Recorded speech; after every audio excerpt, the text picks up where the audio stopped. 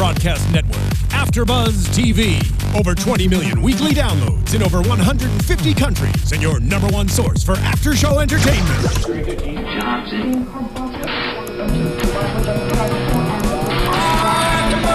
AFTERBUZZ TV, the destination for TV superfans, producing aftershows for over 300 of your favorite TV shows, interviewing celebrities and showrunners, and bringing you behind-the-scenes exclusives. All thanks to E! Entertainment's Maria Menounos, producer Kevin Undergaro, and internet leader Akamai.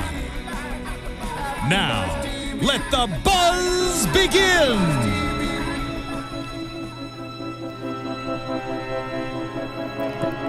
It always starts out so... It's a real chill opening. It's like you feel like you're at the top of the roller coaster and you're ready for it to like pick up. Yeah, well, a lot of pickup going on this episode. Episode 8 already. Yeah. Episode 8 of Defiance, we're more than halfway through. We've turned that corner. We're at the top of the hill and now we're starting to roll back down. Yeah. My name is Datak and I've come to kill you. What a great title. We were talking about it back there. It kind of reminds me of The Princess Bride. Exactly. Yeah. That's exactly what I took it from. It's sort of that kind of feeling with Datak's backstory. But before we get there, let's start with who you are. Oh, hi. I'm Jesse Klein. You can find me on Twitter at JessKlein1. That's JessKlein, the number 1. And I'm Scott Moore. You can find me on Twitter at SMan80. That's SMan80. And also be sure to subscribe to YouTube and SoundCloud and iTunes, where you can find our podcast. You can also join the conversation on Twitter using hashtag ABTVDefiance. Definitely love responding. There are quite a few people that end up having some great comments. It's always great to hear from you, so continue to respond and interact. Give us 5 stars. We love to hear from you guys. Good, bad, indifferent, whatever it is, we love to hear from you. Yeah. It's all about you. That's why we're here.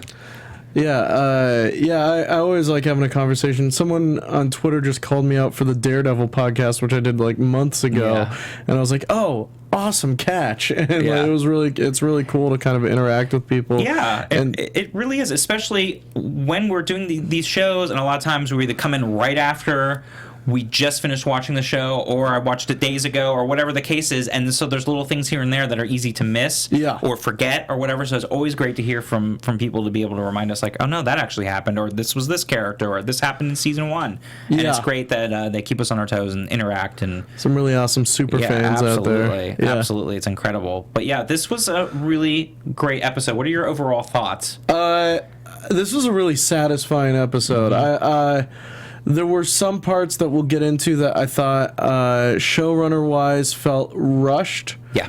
But as a little bit of lazy writing here and there. Overall, I've really loved the writing of this season, and the no holds bar. Everything is up for grabs, and like as a whole, I thought like the action was really well done. That it was really kind of satisfying wrap up of the Rom Talk part of this the show. I thought the danger felt really real this episode, especially with like the VC guys going in and kicking in doors and just like spraying their machine guns in there. Like I thought this is the first episode like where it was like, oh man, the VC, like these guys are ruthless. Right. I really enjoyed the very real threat. There were some things I didn't enjoy, but we'll get into that. But overall, I thought this was a great episode. I really liked it. I thought Datak's story overall was really sagemsatisfying. I loved his story. I like the mini redemption Orisa gets. I like almost all of the Omek stuff. I thought the Kenzie stuff was very interesting. But yeah, this was a good episode. Another kind of like season 3, really well thought out, really well paced episode. Yeah, I agree. You were correct in last week by saying predictions that this was going to be a 1-episode battle. Yeah. I wasn't so sure because it felt like they were building it up so much that in a way, even though there was a lot of action and there was a lot of threats, when it was all said and done, it was sort of an easy kill-off, and then we're done, and it was clean, and now we've moved on. It was my overall thought is that, and also what I had been saying the whole time, too, where I really thought that it was going to be more prolonged battle. because we're only in the middle of the season, Yeah. and we're going to have the Omex come and help align with the town, and they were going to be, and we kind of saw that. We got part a of it. little bit of that. A little bit yeah. of that. We're really, but I thought we were going to get more of that, and they were going to really have to be the deciding factor Yeah. to help the town, the Defiance, win the war against the VC. And when I didn't need it, I was kind of left like, okay, yes, there was a lot that I really liked, but on the other hand, I felt like it was cleanly handled and done with Yeah. pretty easily. And then it was not even a full episode, and it was already done. Yeah, and I mean, there were some things, like when we get into it, there's some things that for me don't really track well, but other than that, like, I thought all the stuff with Beatty, I thought that was really cool. Yes. I love a good, like, double agent story, so Yep. I thought it was really cool seeing Beatty kind of, like, place the idea of the tunnels in Nolan's head, and, like, really like, get in good with them by turning on his own guys. Like, I thought all of that was really satisfying. Yeah, I mean, but again, though, Nolan's very trusting of some new stranger that just comes into town, which was once again surprising to me. Of someone that's supposedly a smart, law keeper and everything is going to let a stranger come into Defiance, and all of a sudden, like, okay, great, yeah, you seem legit, yeah, you're going to be in the front lines with me. To be fair, that stranger did, like, save his life and get them out of it. So, like, you wouldn't immediately think, like, oh, this guy's a VC spy. No, I wouldn't think he was a turncoat or a spy or anything like that per se, but it still was like to have him in the front line and to be part of his inner kind of sanctum team seemed a little bit like too over trusting. He gave him a nickname immediately. Yeah. He calls him Tex immediately. That's like, I want to be around Nolan just so I can get a nickname. Yeah, exactly. That to me was a little bit like, okay, and then almost had that kind of play like, I don't want to say, because a lot of there was the undertones of like racism and other social issues going on, but it was like, oh, because he's a human, like all of a sudden he's going to trust him right away. Like if this was somebody else of an alien race, would he have been as trusting?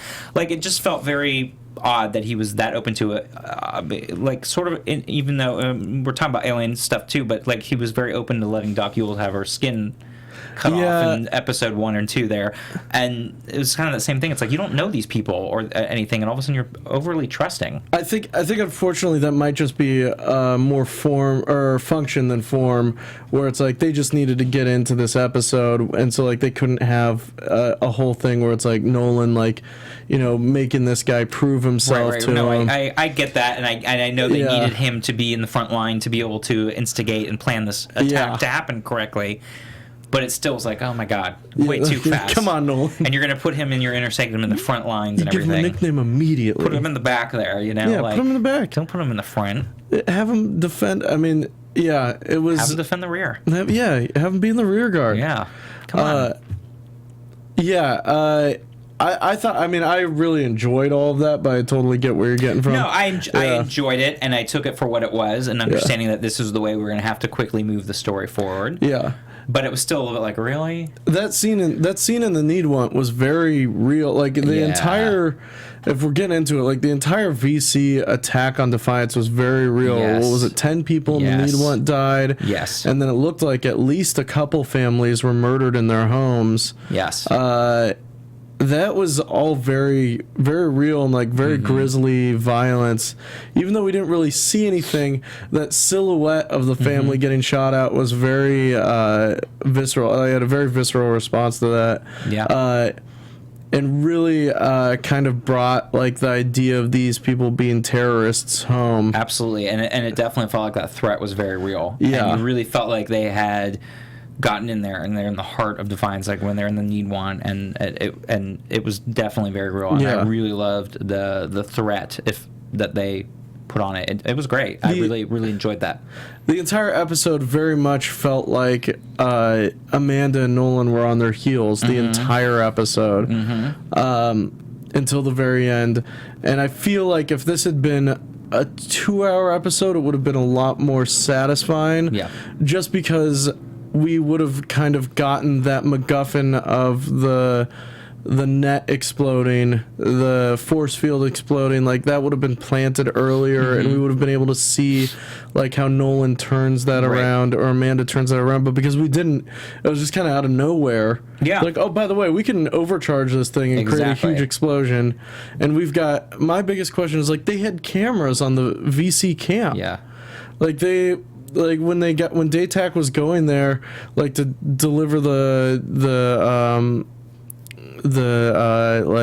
orders or whatever, like they had cameras on him, like walking in there. I was like, since when did they had cameras on that camp? Yeah that was really weird. I mean, that again was part of the thing to me of like having it one and done here. It's like I wanted to almost have a two-parter and leave us hanging and let it not be so convenient that wow, they happen to be close enough to the nets that yes, and we can do this and explode them and everything will end up easy and they're cleanly killed off and now we can move on. Like that was my only thing. But you did call it. You're right. You said it's going to be one episode and we're going to move on. I would have liked to have seen more of a build up. I would have liked to have seen it stretched out a little more. I would like to have maybe seen the OMEC either be more of a threat to Defiance or a little bit more of a helping out, but they were sort of neutral, kind of edged in a little bit and then came back.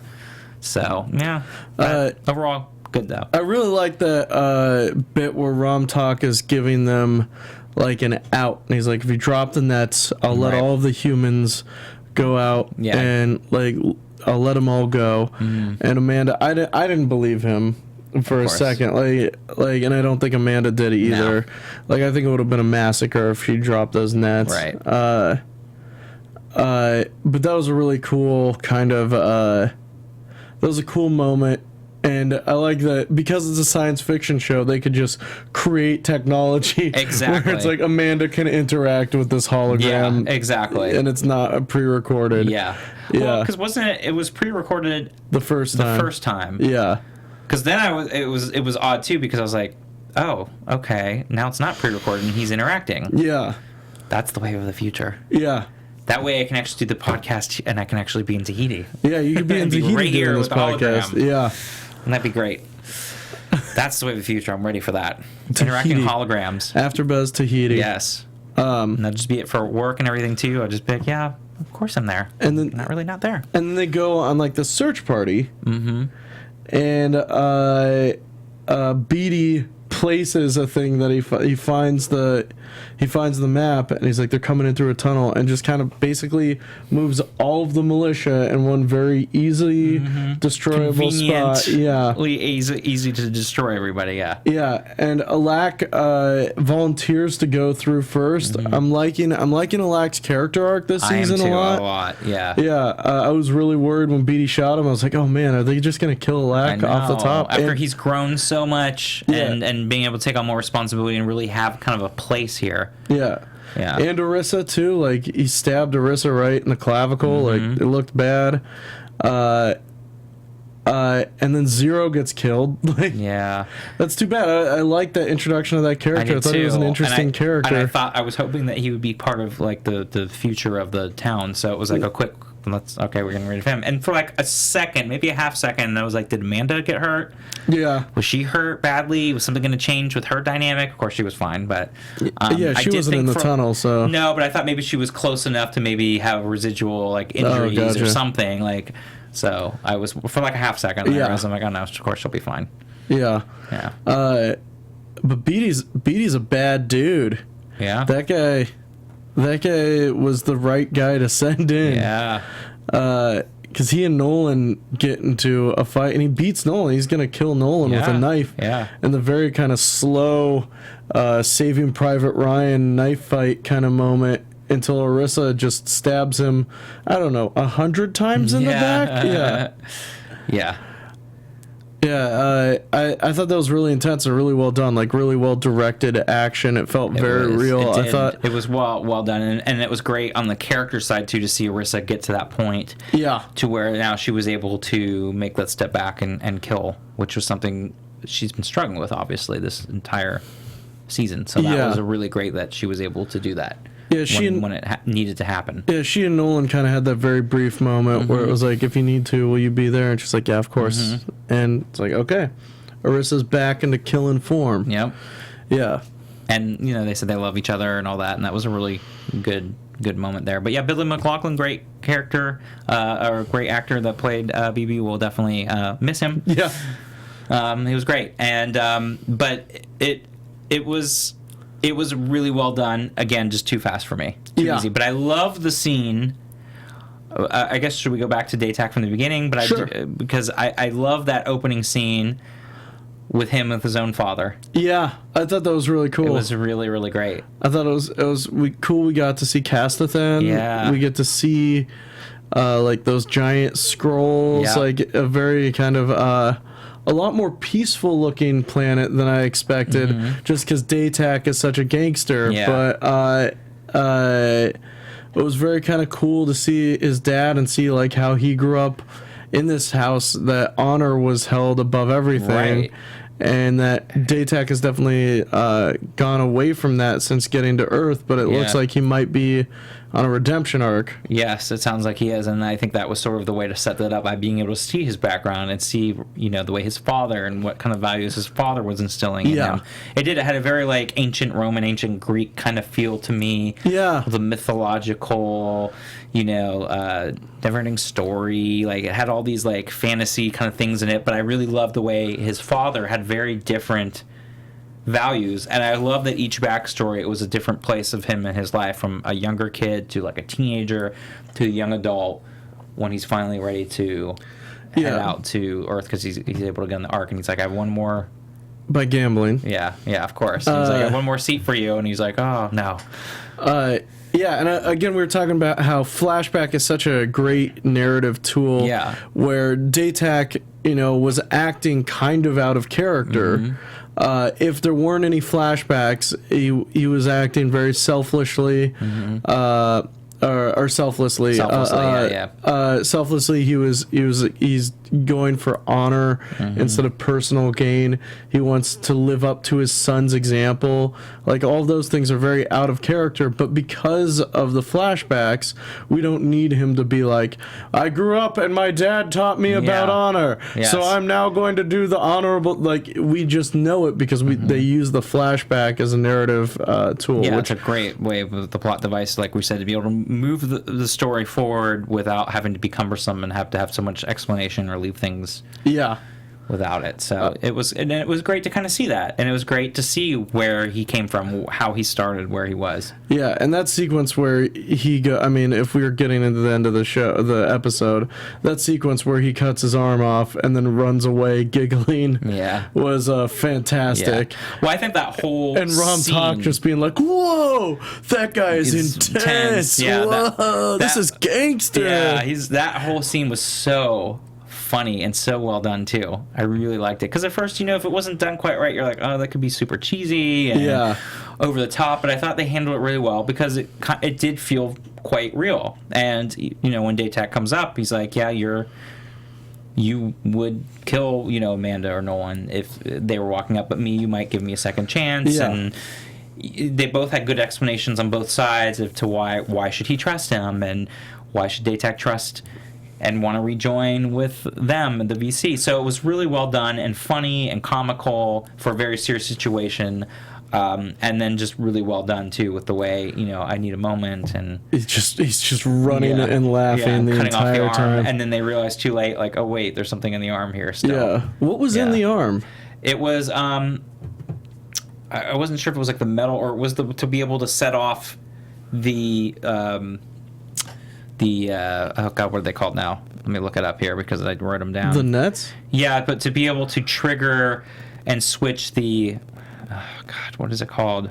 I think the override or something like that? Yeah, to be able to destroy them, because they're made of the tensor particles, to reverse the magnetic field, to unhook those particles, make them explode. It was the way to do that was with that piece that he had in his arm. Oh. And that's why you couldn't send somebody in, because it was basically, you're going to send them in, you're going to kill them, because they're going to have to explode with it. So they found a way around it. Yeah. By him being able to cut off his arm and leave it in there, and that was able to trigger and reset the stasis net's negativity in the magnetic field. Well, do you think the plan was always for him to cut off his arm, or I think because Amanda says you'll get full pardon posthumously, so she expected. Oh no, absolutely. She expected him to die there. Yeah. Oh no, I agree. I think that, and I think that's what they were leading us to all believe, is that he was going to die. Yeah. Because it had gotten to the point where he was already going to go up, and he was already there on being killed. Yeah. Not hanging, but the the pain rack or the shaming rack. The shaming rack, yeah. So he was already there. So we were already kind of being led to believe that he's going to die one way or another. So in this episode, like, oh, there we go. He gets the positive redemption, the honor for his family. Yeah. Everything's intact. He saves the town by sacrificing himself. So, yes, we were totally led to believe. And then you get the whole arm thing. You're like, oh, I wasn't expecting this. But it was also a convenient way to keep him still around. Yeah, he's disarmed, but he's still around. Yes, so he can still cause trouble. Yeah, disarmed. Yeah. He can still cause trouble. Yeah. And that was a great scene at the end, too, when he's just on the ground. Yeah. You know, that smile. Yeah. Do you think... well, that'll be later for predictions. Yeah, I thought that was really cool. I think Datak has had a really interesting arc this entire season so far, and I think this is a really kind of good conclusion to that first arc where he went as bad as he's ever been, and now he has become as good as he's ever been. Right, exactly. You went from one extreme, and now you've come back and come to the other, and now he's got to get that balancing at some point. But yeah, and I mean, I don't know. If I was a lack, I'd get him a world's best grandfather mug if I were him. Like he at least deserves that. He does. Just make sure it's right-handed. Yeah, exactly. Yeah. He's going to have it turned around. But yes, that was definitely a really great moment for him to have, and that character, because it would have been really tough, I think, to kill off that character. Yeah. He's such an integral part, because like we said in previous episodes, you could have this entire show from their perspectives, from the TAR's perspectives, and it would be great. Like you could in a way get off, because to me those four main characters, or five, is Amanda and Nolan and Marissa, and then you have the TARs. Yeah, I mean, it would be a really interesting kind of like immigrant story, like of these people expecting a paradise that is going to be given to them, and then they find out that it's not a paradise, and that it's something that they have to fight for, and it would be a very interesting story from the point of view from the Votans. Yeah, and how they came into being into this other place, and then even from the TAR's perspective and how they feel and why they're motivated to do what they do. Yeah.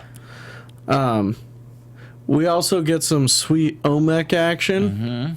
Some very sweet Olmec action. We see Stama on that Olmec ship, which has some great statues.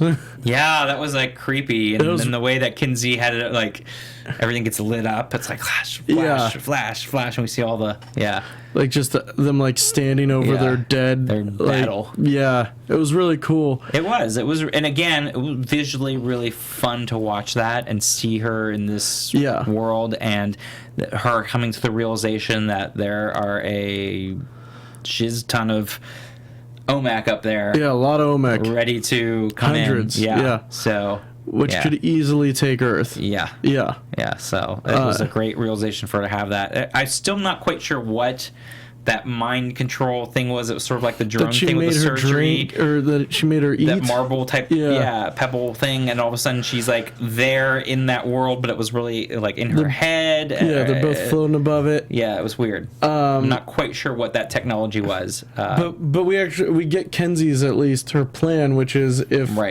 if Stama knows about the other Omek on the ship and their plan to take Earth, then Tevgen is going to have to kill her. Yeah. Or at least that's what that's what she wants her to Kenzie think. thinks. What she thinks and what she wants Stama to think too, is if she knows this plan.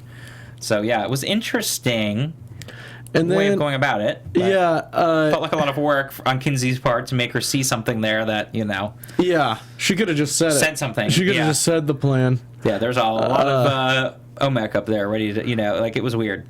But visually nice, and it was kind of fun, and I love the way they ended that episode and the last episode and episode 7 where like, what the heck is going on here? Is she really there? Did she somehow get transported? Is she stuck up there? Is it like, it was almost like a purgatory type place where it kind of feels like the Omek are up there in this like purgatory, not quite here, not quite there thing. Yeah. And so it was great. They're in that cryo sleep. Yeah. So sort of like, is she now really up there, and what's going to happen? So that was interesting. I like the way they did that, and visually really cool. And Stama is incensed about the fact that the Omek are going to try and take over Earth. She's not like she had a really good line where she's like, I've already lost one home planet, like I'm not going to lose another. And like I was like, that's right, Stama believes Earth to be her home. And like of course she's upset about this. And then we get Tevgen saying that he has experienced a lot of the people in Defiance, and he has decided that he's changed their entire plan, which to me was a big case of tell not show. Yeah. Nothing so far leading up except for maybe that diner scene this episode, and maybe that scene in the Need one where they're looking at like human toys. Yeah. But like nothing really in this entire show has there been anything that has led us to think that Tevgen is liking the people of Defiance, has decided that they're going to join with Earth instead of take over Earth. Like nothing at all. I mean, maybe just the love of Stama has changed and those his little mind. Conversations that he's had with Stama here and there. It didn't. But, like, I agree. It felt super lazy to me. It felt so rushed. Well, and it like, felt rushed. And like out of nowhere. Like it was. Like I felt like nothing that has happened has led up to that turn. Right. I felt like it was too dramatic of a turn, but I did feel like we were getting little glimpses here and there from the whole season, and that's sort of why I was on the belief that they were going to be on Defiance's side to protect the town from the VC, and they were going to be allied with them and help them. And so because of the way Tevgen is, I was thinking that, because there's little glimpses here and there with him out and about and what he did at the beginning of the episode and his conversations with Stama. But you're right, I felt like it was so extreme to the other side. I mean, the problem is at those... And happened so fast. Yeah, like those same little glimpses, like those in those episodes, they also had things where he would be like, "Don't worry, Kenzie, we're going to take over this place and we're going to kill all of them." Like in the same episodes. In the same breath, basically. Yeah, and it's like... And all of a sudden, it's like, oh, I guess he was just enjoying his time on Earth. Like, right, I agree with you. I saw the glimpses, and I thought that was sort of the direction we were going in again, but it felt way too dramatic. It's like, my plans have completely changed now. It's like, whoa, okay. And that's what I thought, too. It's like, I feel like they're trying to squeeze so much in so now they can have a whole second half. Yeah. With totally different stuff now. And Kenzie is pissed. Yeah. Oh, yeah. Which I can imagine. She's like, she would "You've be. shamed my family." She spit. Yeah. She spit on his face. Yeah. Real gross looking spit. Yeah. Omek spit is gross. Yeah. Omek spit, gross. Hashtag gross. Very gross, Mac. And she is upset. She's gone. Like she left, and then Tevgen and Stama, like as soon as Stama gets any foothold, like immediately she's back into her manipulative ways. Yeah. She's like, she's gonna have to be taken care of. She's gonna be taken care of. You're gonna be put in her place. It's not my place to say.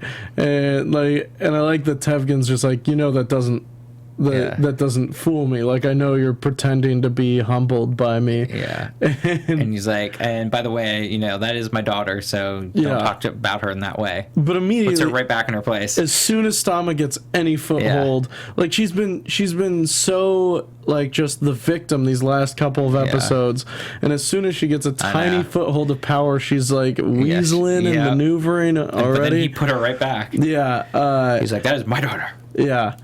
But it looks like in the future, it looks like the Omek, at least Tevgen, is going to be joined with Defiance, and at least like thinking about like how to integrate his people. It'll be interesting. They're no longer to eat the flesh of sentient beings, right? And take over and basically rule the planet.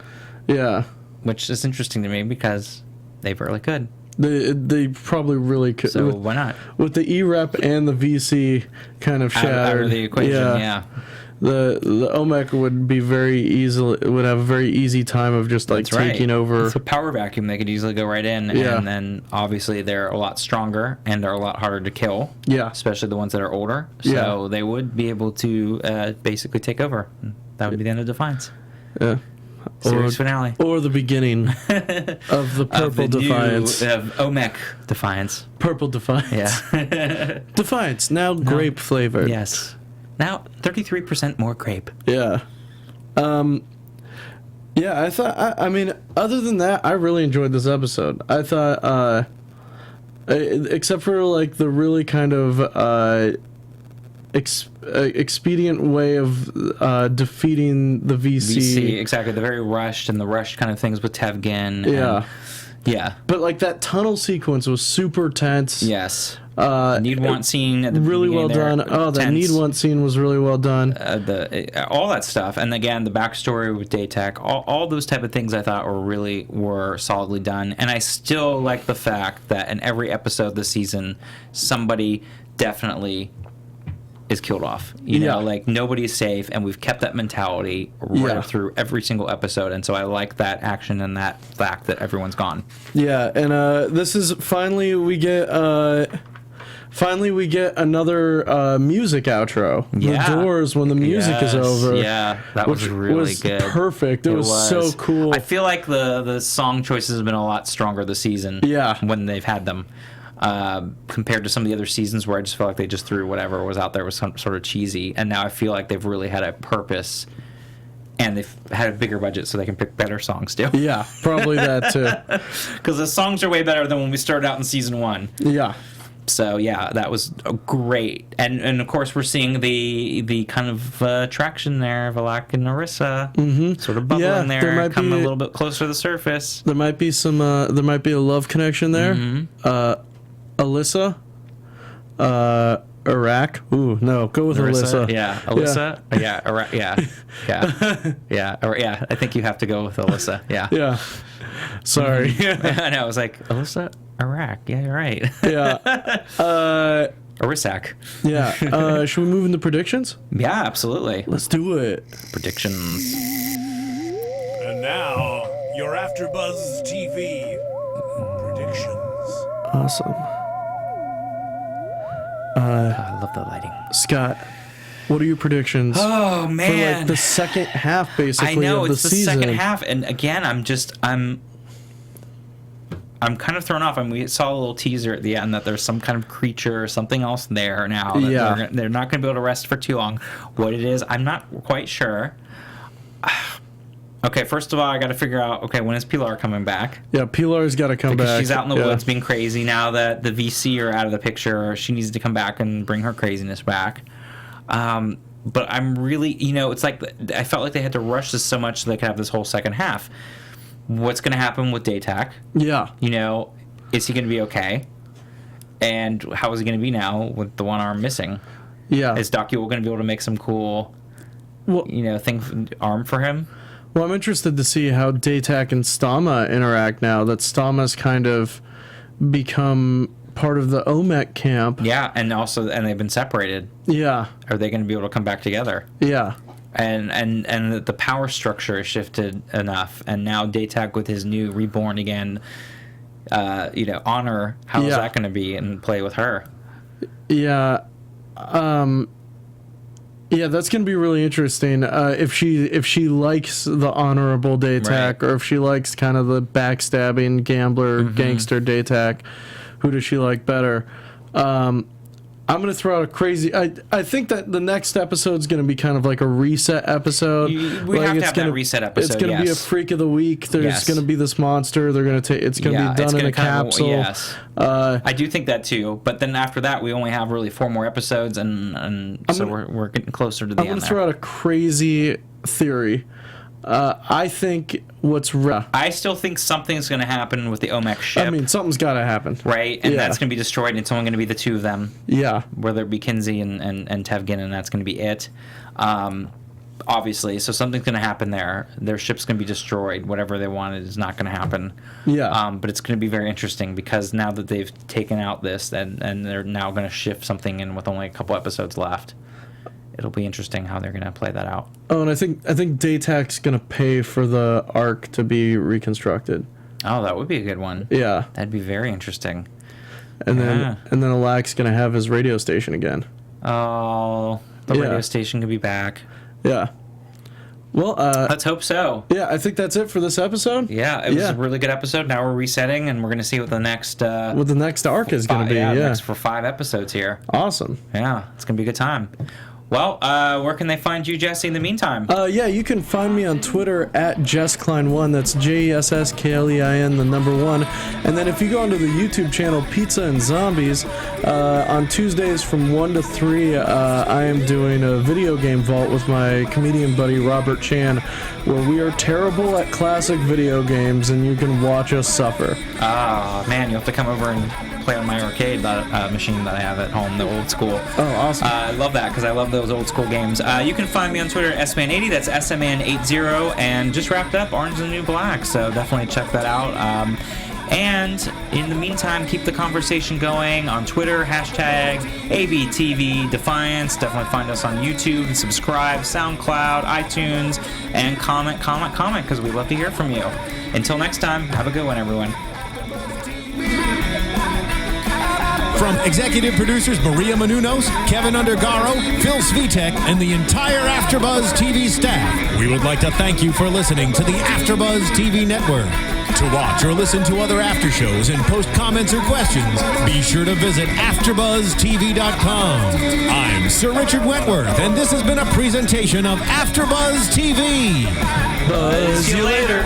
The views expressed herein are those of the hosts only and do not necessarily reflect the views of AfterBuzz TV or its owners or principals.